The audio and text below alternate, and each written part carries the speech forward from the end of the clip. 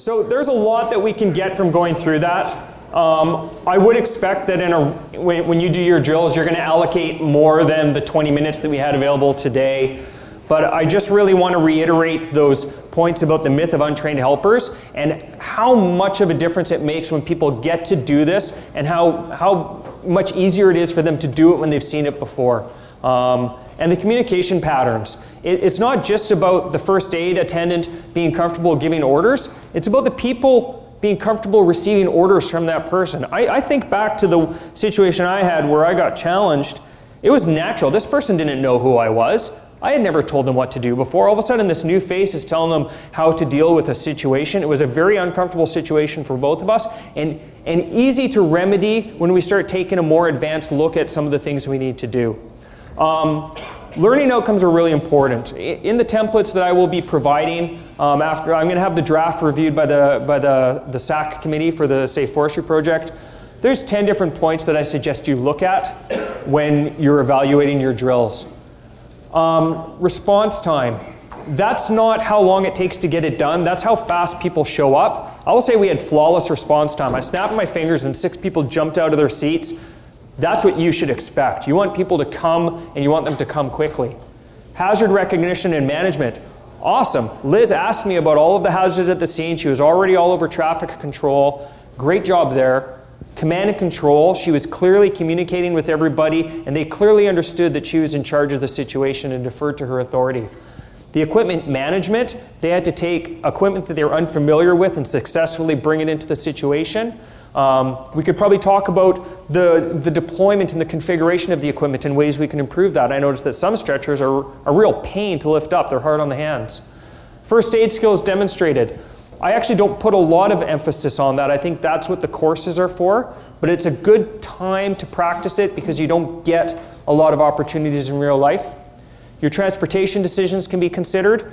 One little piece of information that was recently revealed to me by WorkSafe BC is that in deciding for air transportation, that if you as a first aid attendant believe that calling for a helicopter will save you 30 minutes or more, you should be calling for a helicopter. I hadn't actually wasn't familiar with that particular item of information, but that actually makes me think carefully about some of the forestry sites that we're in.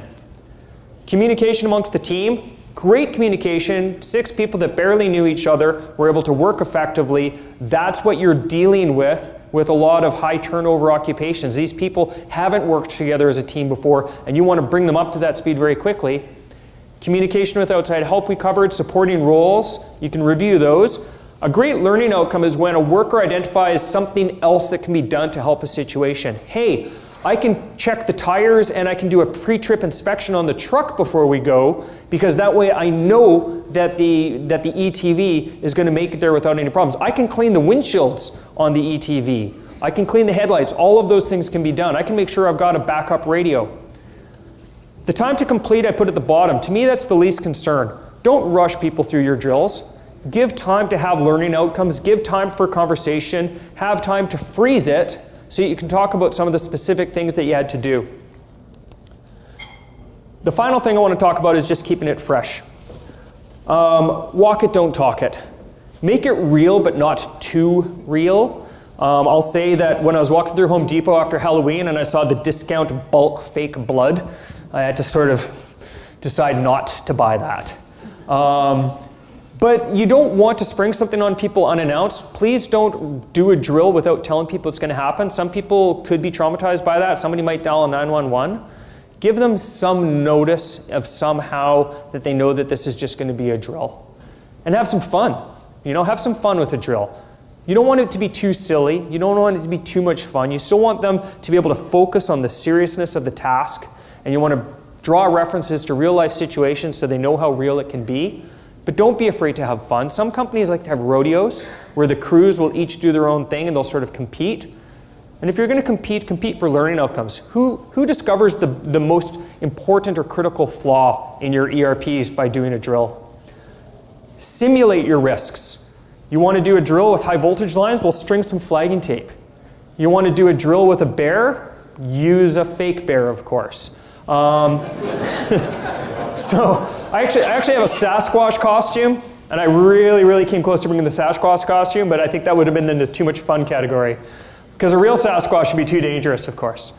Empower new workers. Oh, sorry, one more thing about simulating risks. The dummy, if you have a mannequin or if you want to put firewood in the stretcher or weight it some way, may be better than hauling an actual person up a steep mountainside. So that's another risk you can do. Make sure that your exercises are safe. Empower your new workers to make decisions. An injured boss is a great scenario.